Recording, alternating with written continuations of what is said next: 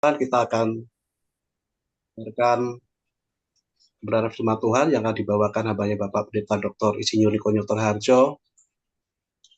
Dan mari kita siapkan hati kita satukan hati, kita angkat satu pujian, Yesus Engkau baik, sungguh baik.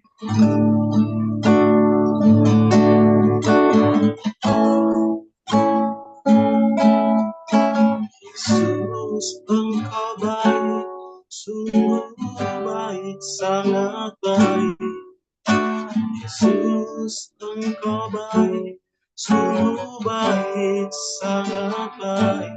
Kasih-Mu tak berkesudahan, kasih-Mu kekal selamanya. Katakan, Yesus Engkau baik, Yesus Engkau baik, sungguh baik, sangat baik.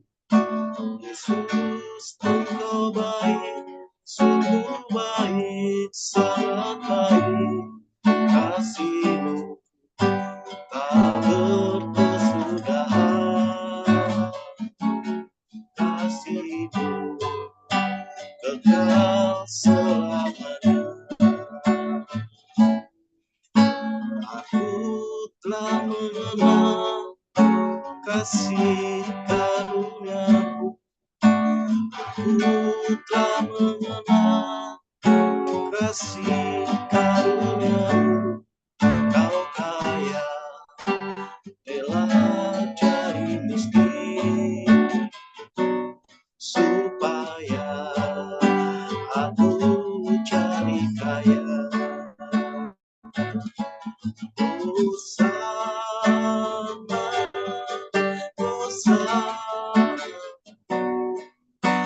bagi Yesus Allah.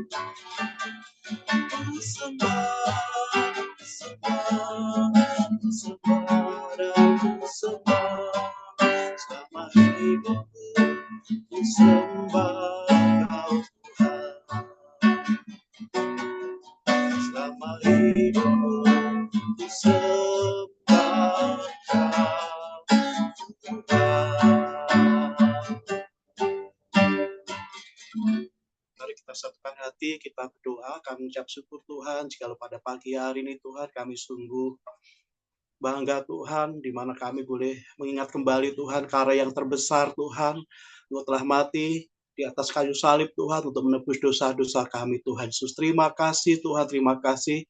Dan sebentar kami akan mendengarkan firman-Mu Tuhan yang akan dibawakan oleh hamba-Mu Bapak Pendeta Dr. Insinyur Niko Nyotor Harjo Tuhan.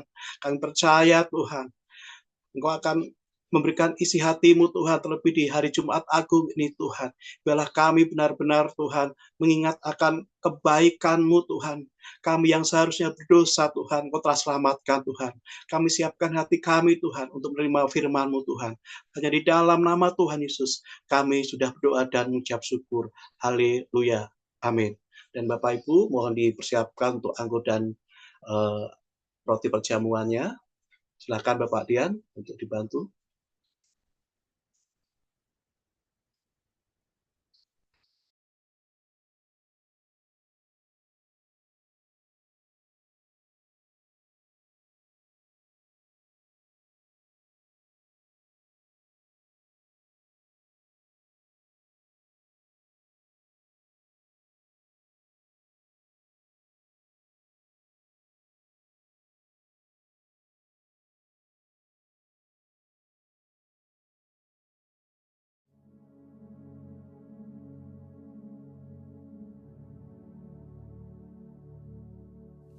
Shalom semuanya.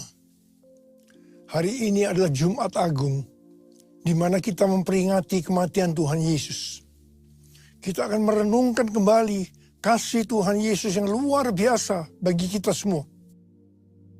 Yohanes 3 ayat 16 berkata, karena begitu besar kasih Allah akan dunia ini, sehingga ia telah mengaruniakan anak yang tunggal, supaya setiap orang yang percaya kepadanya tidak binasa, melainkan beroleh hidup yang kekal. Ada apa dengan manusia sehingga Tuhan Yesus harus datang dalam dunia ini?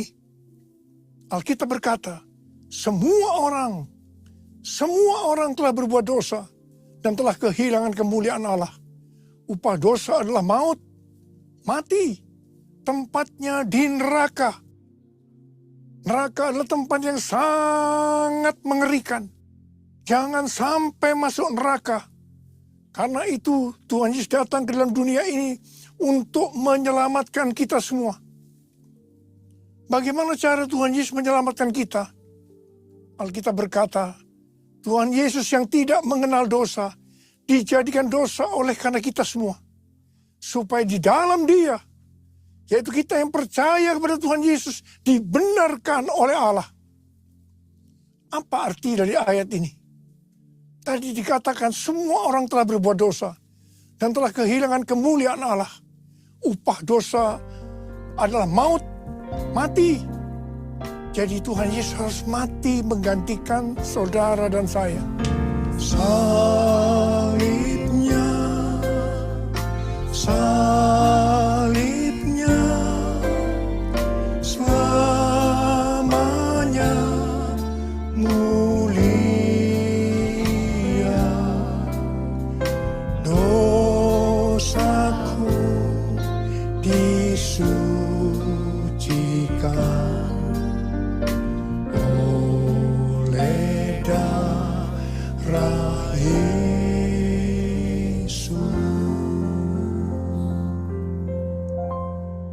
Kalau kita melihat cara mati Tuhan Yesus, saya katakan sangat-sangat tidak manusiawi.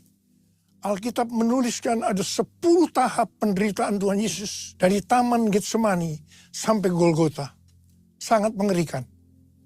Tahap yang pertama, ketika berada di Taman Getsemani, Tuhan Yesus berdoa kepada Bapa dalam keadaan ketakutan sampai peluhnya seperti tetes-tetes darah yang jatuh ke tanah. Pada saat itu seorang malaikat turun untuk menguatkan Tuhan Yesus. Tuhan Yesus berdoa kepada Bapa, ya Bapakku, jikalau sekiranya mungkin, biarlah cawan ini lalu daripadaku. Tetapi jangan seperti yang ku kehendaki, melainkan seperti yang kau kehendaki. Tuhan Yesus berdoa 3 kali kepada Bapa, tapi Bapa tidak menjawab. Di sini Tuhan Yesus tahu bahwa dia harus mengalami penderitaan ini. Di sini Tuhan Yesus mengajar kepada kita bahwa di dalam doa kita boleh menawar, tapi jangan memaksakan kehendak. Bagi yang sekarang dalam keadaan ketakutan, kita harus ingat bahwa Tuhan Yesus pernah mengalami ketakutan untuk menebus dosa kita semua. Karena itu datanglah kepada Tuhan Yesus. Dia pasti mampu dan mau menolong kita semua. Tahap yang kedua, Tuhan Yesus ditangkap. Dia dituduh dengan bermacam-macam tuduhan. Diludahi, mukanya ditinju, dipukul. Tapi Tuhan Yesus tidak membalas. Di sini Tuhan Yesus mempraktekkan apa yang dia ajarkan kepada kita. Agar kita mengasihi dan berdoa bagi orang-orang yang membenci kita, mengutuk kita, mencaci maki kita. Jikalau kita hanya mengasihi orang-orang yang mengasihi kita, apa jasa kita? Karena orang-orang berdosa pun juga mengasihi orang-orang yang mengasihi mereka. Tahap yang ketiga, Tuhan Yesus dibelenggu dan diadili. Waktu Tuhan Yesus diadili oleh Pilatus, ternyata tidak didapati kesalahan yang membuat Tuhan Yesus harus dihukum mati. Sementara itu orang-orang Yahudi terus berteriak-teriak supaya Tuhan Yesus dihukum mati. Salibkan dia! Salibkan dia! Akhirnya Pilatus menyerahkan Tuhan Yesus untuk disalibkan. Tahap yang keempat, Tuhan Yesus dicambuk. Proses awal dari penyaliban, jubah Tuhan Yesus dibuka dan dihukum cambuk. Dua algojo bergantian menghunjamkan cambuk ke punggung Tuhan Yesus. Ujung cambuk itu terbuat dari potongan tulang dan potongan besi. Tiap kali cambuk itu dihunjamkan ke punggung Tuhan Yesus, itu menimbulkan luka yang dalam. Tuhan Yesus berteriak-teriak kesakitan. Darah Tuhan Yesus bercucuran. Tuhan Yesus bermandikan darah. Tahap yang kelima, kepala Tuhan Yesus diberi mahkota duri. Duri ditancapkan di kepala Tuhan Yesus dengan cara dipukul. Sakitnya luar biasa, darah bercucuran. Tahap yang keenam, Tuhan Yesus memikul salib. Dalam kesakitan, berlumuran darah, ditambah semalaman Tuhan Yesus tidak tidur. Tuhan Yesus harus memikul salibnya. Tuhan Yesus jatuh, bangun, karena dia tidak kuat. Maka Simon dari Kirene disuruh menggantikannya. Tahap yang ketujuh, tangan dan kaki Tuhan Yesus dipaku. Sakitnya luar biasa. Darah bercucuran. Tahap yang kedelapan, Tuhan Yesus digantung di atas kayu salib. Pada saat itu Tuhan Yesus menderita secara lahir maupun batin. Secara lahir dia merasakan sakit yang luar biasa di sekujur tubuhnya. Dan juga merasa sesak karena ada cairan yang menekan jantungnya. Secara batin, Tuhan Yesus menderita karena Tuhan Yesus melihat semua orang yang lalu lalang menghujat dia. Ahli-ahli Taurat, tua-tua, imam-imam menghujat dia. Bahkan salah satu penjahat di sebelahnya juga ikut menghujat. Tahap yang kesembilan, Tuhan Yesus merasa ditinggalkan oleh Bapa. Sekitar jam 12 siang sampai jam 3 petang, tiba-tiba langit di sekitar Golgota menjadi gelap. Tuhan Yesus gelisah. Dan dia berteriak, Eli, Eli, lama sabachthani. Allahku, Allahku, mengapa engkau meninggalkan aku? Tuhan Yesus merasa ditinggalkan oleh Bapa. Orang yang berdosa pada hakikatnya dipisahkan dari Bapa. Jadi untuk menebus orang yang berdosa, maka Tuhan Yesus harus merasakan ditinggalkan oleh Bapa. Dipisahkan dari Bapa. Saya percaya ini adalah puncak penderitaan Tuhan Yesus. Penderitaan lainnya tidak ada artinya dibandingkan merasa ditinggalkan oleh Bapa. Bagi saya, kalau saya tidak bisa merasakan hadirat Tuhan, itu adalah hal yang paling berat dalam hidup saya. Karena itu saya selalu setiap hari menjaga langkah-langkah dalam hidup agar saya terus mengalami hadirat Tuhan. Kalau ada dosa, harus cepat diselesaikan supaya terus merasakan hadirat Tuhan. Saya berharap kita semua juga melakukan hal yang sama seperti itu. Kalau ada di antara kita yang sudah tidak merasakan hadirat Tuhan, dan kita menganggap itu hal yang biasa, kita harus bertobat. Tidak ada yang lebih berbahagia daripada kalau kita berada dalam hadirat Tuhan. Sebab kita berkata, di hadapanmu ada sukacita berlimpah-limpah. Artinya di dalam hadirat Tuhan ada sukacita dan kebahagiaan yang berlimpah-limpah. Tahap yang ke-10. Tuhan Yesus berkata, sudah selesai. It is finished. Ya Bapa, ke dalam tanganmu kuserahkan nyawaku. lalu Tuhan Yesus mati. Pertanyaannya, mengapa Tuhan Yesus harus mati dengan cara demikian? Mengapa tidak dengan cara yang mudah? Dipenggal kepalanya, selesai. Mengapa Tuhan Yesus harus mati dengan bermandikan darah? Alkitab katakan, tanpa penumpahan darah, tidak ada pengampunan dosa. Untuk mengampuni dosa saudara, dosa saya, Tuhan Yesus harus mati dengan cara demikian. Selain itu, apalagi yang Alkitab katakan dengan cara mati Tuhan Yesus yang seperti itu? Yang pertama, penyakit kitalah yang ditanggungnya. Yang kedua, penderitaan kita yang dipikulnya. Dan oleh bilur-bilurnya kita disembuhkan. Tak terukur kasih-Mu Yesus, Kau telah mati gantikan diriku. Kau curahkan darah-Mu untuk tebus dosaku.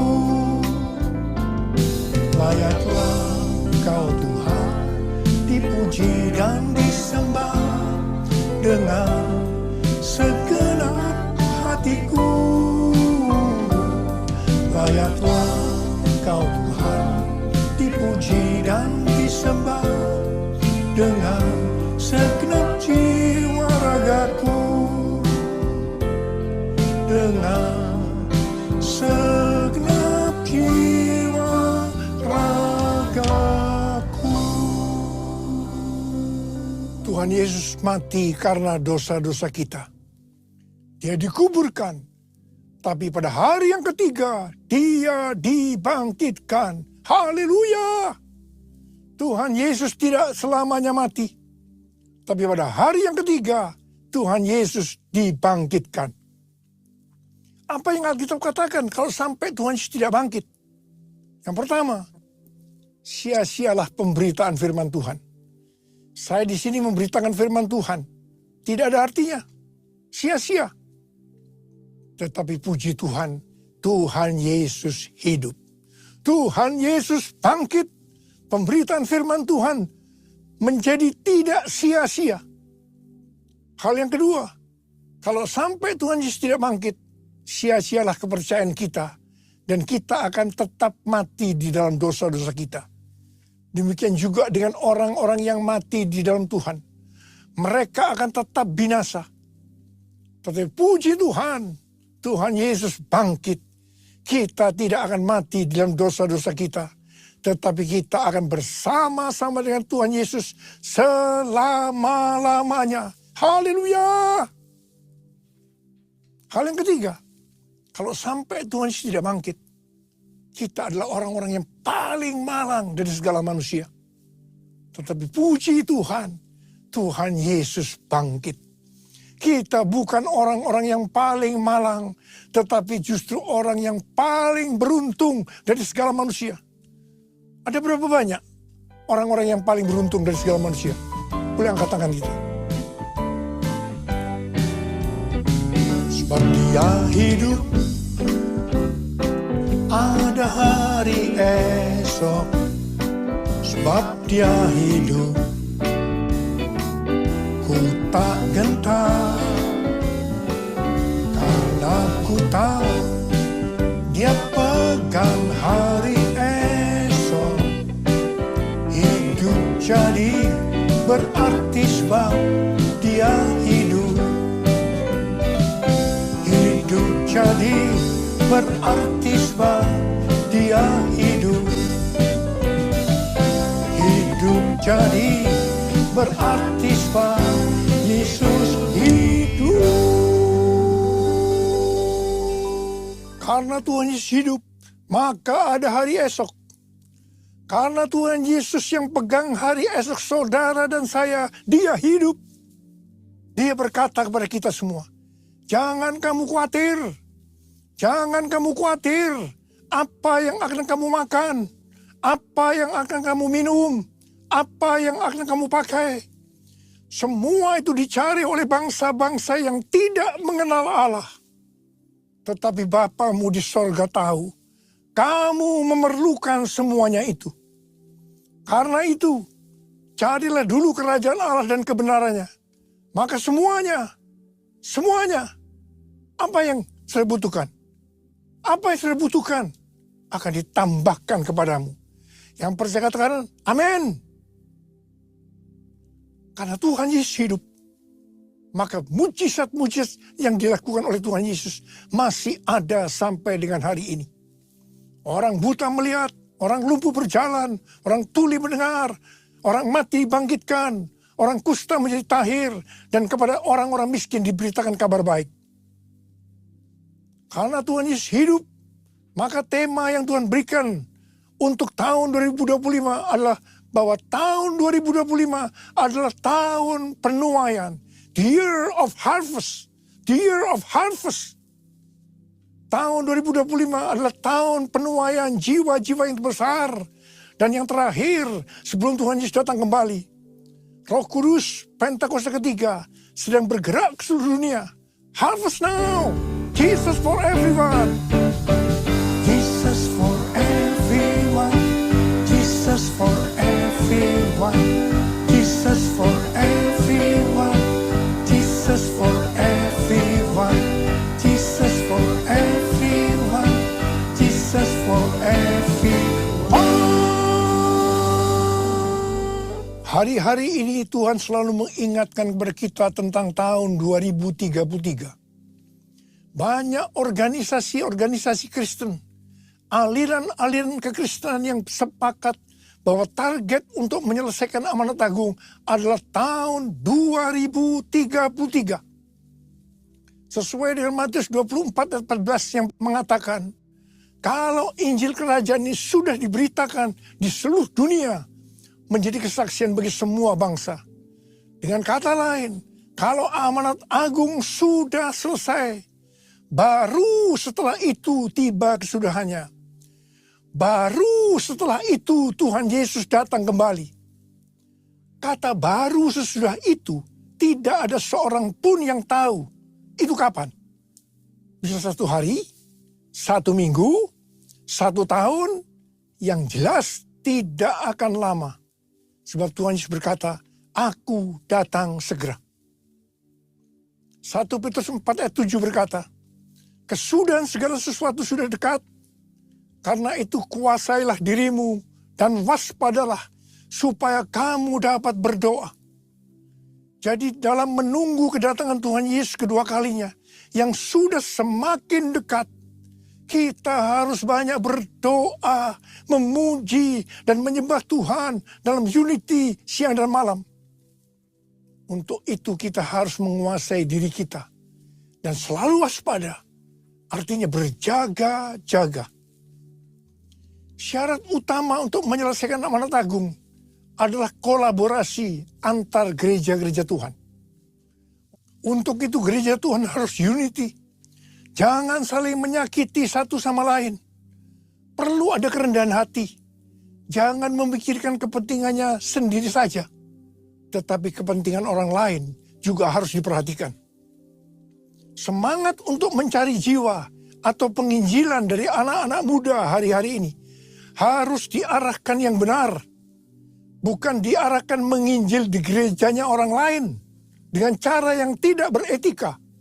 Ingat, iblis kalau tidak bisa menghambat penuaian jiwa, dia justru akan mendorong supaya penuaian jiwa terjadi dengan cara-cara yang tidak beretika, supaya terjadi kekacauan, sehingga kolaborasi tidak terjadi. Akibatnya akan menghambat penyelesaian amanat agung. Motivasi dalam penuaian jiwa harus jelas bahwa itu untuk menyelesaikan amanat agung. Sebab Tuhan Yesus akan datang segera. Motivasinya bukan supaya gereja saya kelihatan hebat, paling benar, terkenal. Saya terkesan dengan kesaksian Pendeta Ruben Adi, Ketua Umum GBI. Dia diberi nasihat oleh ayahnya, Pendeta Julius Ishak. Jangan berusaha jadi pendeta yang terkenal, tapi jadilah pendeta yang masuk surga. Amin. Di menara doa pelayanan Jumat kita, banyak dari sinode-sinode lain yang datang. Saya selalu mengatakan bahwa saya tidak akan menggebikan Anda. Anda tetap di sinode masing-masing. Dan mari kita berkolaborasi untuk menyelesaikan amanat agung.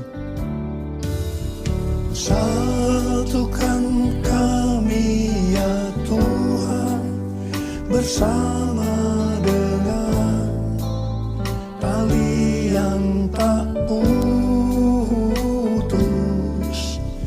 Satukan kami ya Tuhan, bersama dengan kasih sempurna. Allah kami satu, Raja pun satulah. Tubuh Kristus satu, seperti itu bunyi. Tahun 2025 adalah tahun penuaian berkat secara materi. Pesan Tuhan yang sangat kuat kepada kita untuk mengalami penuaian berkat secara materi, yaitu kita harus memberikan persepuluhan. Persepuluhan masih berlaku sampai hari ini. Kalau ada orang yang berkata bahwa persepuluhan adalah tidak relevan untuk zaman ini, dengan alasan yang pertama, persepuluhan adalah bagian dari hukum Taurat. Yang kedua, pada zaman anugerah ini, memberi kepada Tuhan tidak dibatasi persepuluhan saja, tapi semau-maunya. Berapa yang mau diberikan, termasuk mempersembahkan seluruh hidup kita. Apakah pendapat ini benar? Jawabannya, ini tidak benar. Yang jelas, persepuluhan dimulai oleh Abraham yang memberikan persepuluhan kepada Melkisedek sebagai gambaran pemberian kepada Kristus. Ini zaman sebelum hukum Taurat.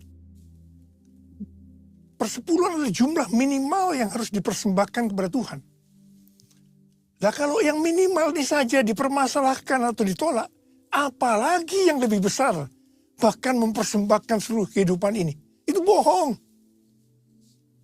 Persepuluhan kita berikan karena kita mengasihi Tuhan. Dia terlebih dahulu mengasihi kita. Dia memberikan hidupnya untuk kita. Masakan kita tidak akan memberi kepada Tuhan? Bahkan seluruh hidup kita persembahkan kepada Tuhan. Jadi sekali lagi, saya katakan bahwa persepuluhan masih berlaku sampai hari ini. Sesuai dengan Maliakhi 3 ayat 8 sampai dengan 12. Kalau kita mempersembahkan persepuluhan, maka kita akan diberkati berlimpah-limpah. Kita akan disebut berbahagia karena kita akan bersuka cita. Haleluya. Pembayaran persembahan persepuluhan menyenangkan hati Allah. El Shaddai, El Shaddai, Allah Maha Kuasa. Dia besar, Dia besar, El Shaddai mulia. El Shaddai, El Shaddai, Allah Maha Kuasa.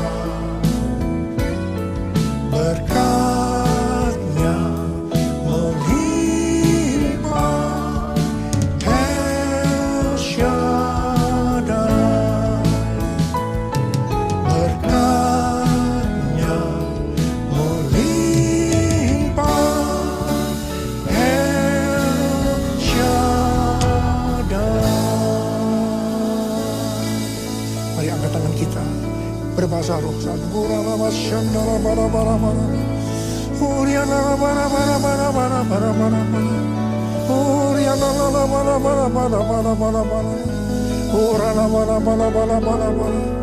Tuhan, memasuki tahun 2025, tahun yang sulit ini Tuhan. Hamba-Mu tahu berkat-Mu melimpah buat anak-anak-Mu. Mereka yang memberikan persepuluhan akan Tuhan berkati berlimpah, limpah, limpah. Terima, terima, terima, terima, terima, terima, terima. Tuhan, terima kasih Tuhan. Terima kasih, terima kasih, terima kasih, terima kasih. Terima kasih, terima kasih Bapak. Terima kasih. Dalam nama Yesus, haleluya. Amin.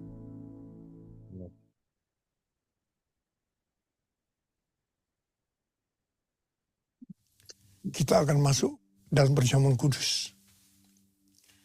Kita akan mengingat ayat ini. Sebab setiap kali kamu makan roti ini dan minum cawan ini, kamu memberitakan kematian Tuhan sampai Ia datang. Perjamuan kudus adalah perjamuan Tuhan Yesus sendiri. Setiap kali kita masuk ke dalam perjamuan kudus, Tuhan Yesus selalu berkata, biarlah ini menjadi peringatan akan aku.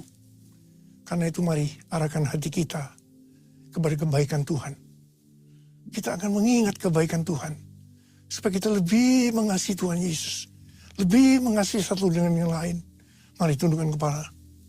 Bapa, siapakah kami sebelum kami mengenal Engkau? Kami semua orang berdosa.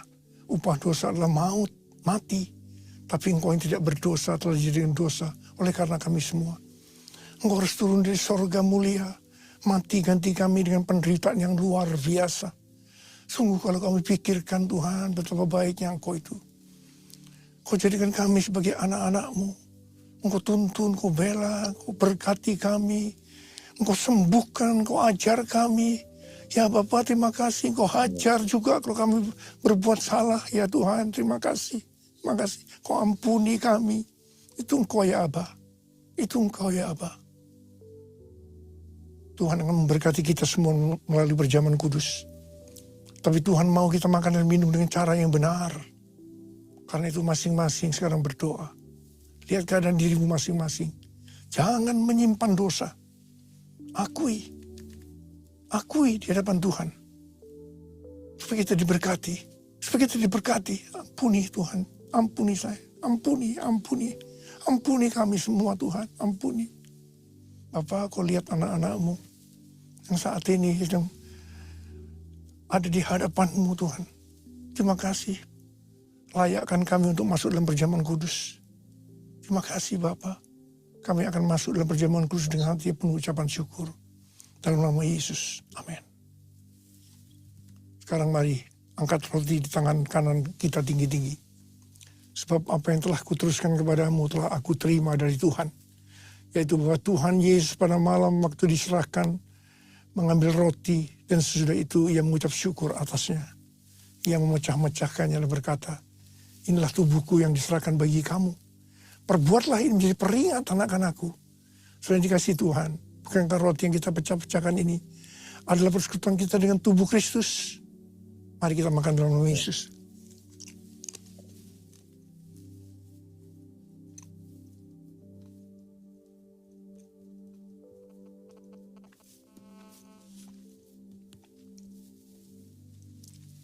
Angkat cawan di tangan kanan kita tinggi-tinggi.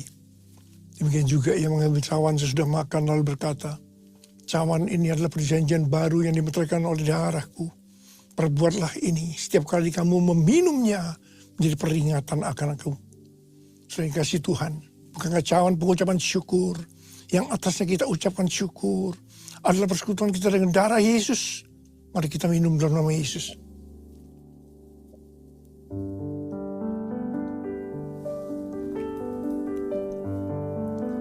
Ucapkan syukur dan terima kasih dengan suara. Jangan diam. Tuhan terima kasih ya Tuhan. Tuhan terima kasih Tuhan. Tuhan terima kasih. Terima kasih ya Tuhan. Terima kasih. Bapa berdoa buat anak-anak-Mu semua. Tuhan, Engkau jamah kami. Terima kasih Engkau mengurapi kami. Terima jamahan Tuhan hari ini. Terima. Terima pengurapan Tuhan. Terima. Oh, rala-bala-bala-bala-bala. Oh, rala-bala-bala-bala. Terima kasih Yesusku. Terima kasih Yesusku. Puji syukur hanya bagi Tuhanku. Terima kasih Yesusku, terima kasih Yesusku.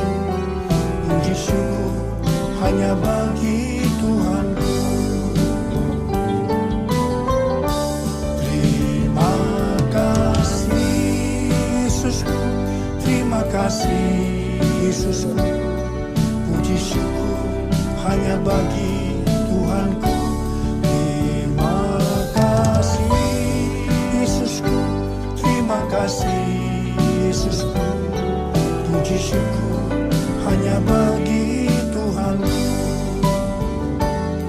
Puji syukur hanya bagi Tuhanku. Puji syukur hanya bagi Tuhanku.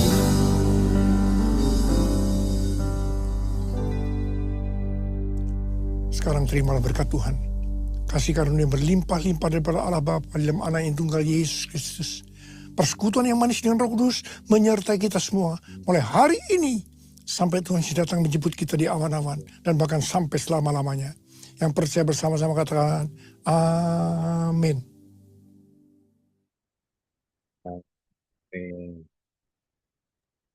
Ya, puji nama Tuhan. Terima kasih kepada hambanya Bapak Pendeta Dr. Insinyur Niko Nyoto Raharjo yang telah menceritakan firman Tuhan, dan kita percaya Tuhan akan pakai lebih lagi hambanya dimanapun hambanya melayani. Kesehatan yang sempurna, berkat melimpah atas Bapak Pendeta Dr. Insinyur Nyoto Raharjo. Dan terima kasih untuk rekan-rekan semua yang saat ini hadir dalam ibadah. Terima kasih Pak Dian yang sudah mempersiapkan multimedia dan host pada ibadah online pada pagi hari ini. Tuhan Yesus memberkati. Dan ada beberapa pengumuman untuk persembahan. Kita semua bisa memberikan melalui rekening tertera atas nama KIP Imam Perapatan, dan transfer boleh dikirimkan melalui Gembrina. Dan diingatkan kembali untuk hari Minggu ibadah Paskah kita bersama-sama seperti biasa secara onsite di GPI di Hotel Diraja jam 10 pagi. Pastikan untuk kita semuanya hadir di ibadah Paskah. Ada tambahan Pak Gem, Bu Gem? Ya, ada perjamuan kasih ya. Ya, ada perjamuan kasih ramah tamah. Bisa membawa potluck dan kita akan makan bersama setelah ibadah selesai. Demikian ya Pak Gem. Ya. Dan selamat pagi sekali lagi untuk Pak Gem, Bu Gem, Pak Dian, Mas Damar, Bu Nawang, Pak Sedwin. Tuhan Yesus memberkati. Kita akan tutup ibadah ini, kita menerima berkat daripada hambanya dari Pak Gem. Silahkan Pak Gem. Mari sudah berkat dari Tuhan Yesus. Terima kasih Tuhan untuk ibadah kami. Tuhan memberkati engkau dan melindungi engkau. Tuhan menyinari engkau dengan wajahnya dan memberi engkau kasih karunia. Tuhan menghadapkan wajahnya kepadamu dan memberi engkau damai sejahtera. Terimalah berkat yang melimpah-limpah dari Allah Bapa dalam putra Yesus Kristus, Tuhan dan Juru Selamat kita, penyertaan, penghiburan kekuatan dari Allah Roh Kudus menyertai kita semua, mulai dari saat ini sampai Maranatha, bahkan sampai kekal selama-lamanya. Terima kasih Tuhan. Dalam nama Tuhan Yesus Kristus yang menerima berkat Tuhan, sama-sama katakan Amin. Amin. Terima kasih semua.